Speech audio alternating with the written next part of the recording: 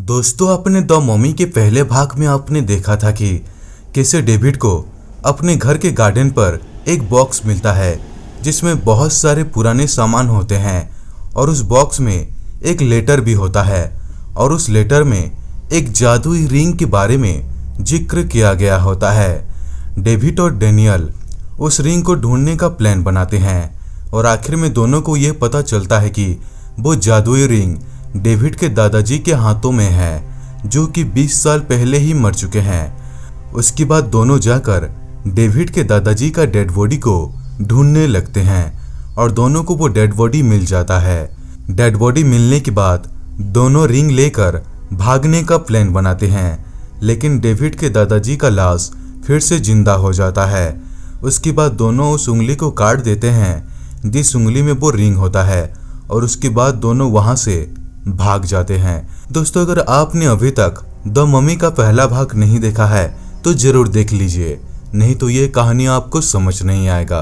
अब आगे डेविड और डेनियल बहुत खुश होते हैं क्योंकि दोनों को वो जादुई रिंग मिल गया होता है, लेकिन दोनों के मन में कहीं ना कहीं ये डर होता है कि क्या डेविड का दादाजी का डेड बॉडी हमारा पीछा करते हुए हमारे घर तो नहीं आ जाएगा। उसके बाद दोनों उस कटे हुए उंगली से रिंग को निकालते हैं और तभी डेविड उस जादुई रिंग को अपने हाथों पर पहन लेता है, लेकिन उस रिंग को पहनने के बाद भी कुछ नहीं होता।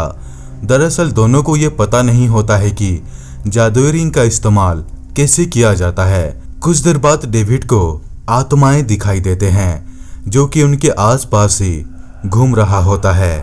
अपने आसपास आत्माओं को देखकर डेविड बहुत डर जाता है और डेनियल को सारी बातें बताने लगता है, लेकिन डेनियल डेविड की बातों के ऊपर विश्वास नहीं करता।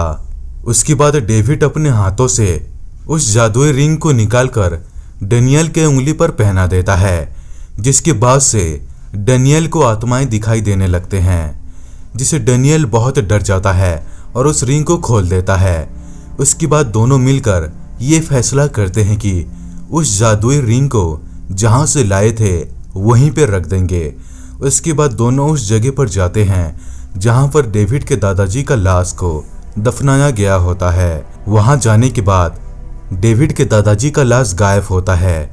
ये देखकर दोनों खौफ में आ जाते हैं। उसके बाद दोनों को किसी का चीखने का आवाज सुनाई देता है, जिसे दोनों बहुत डर जाते हैं। उसके बाद दोनों देखते हैं कि डेविड के दादाजी का सड़ा हुआ लाश उनके तरफ दौड़ते हुए आ रहा है। ये देखकर दोनों थर थर कांपने लगते हैं और वहां से भाग जाते हैं। अगले दिन सुबह दोनों जाकर एक चर्च के फादर से मिलते हैं और उस चर्च के फादर से सारी बातें बताने लगते हैं। उसके बाद चर्च के फादर दोनों को एक होली वाटर का एक बोतल देता है और कहता है ये होली वाटर उस डेड बॉडी के ऊपर छिड़क देना जिसका डेड बॉडी फिर से जाग उठा है। इस होली वाटर से कुछ देर के लिए उस शैतान को बंदी बना सकते हैं। उसके बाद दोनों रात को फिर से उस कब्रिस्तान पर जाते हैं जहां पर डेविड के दादाजी का लाश होता है।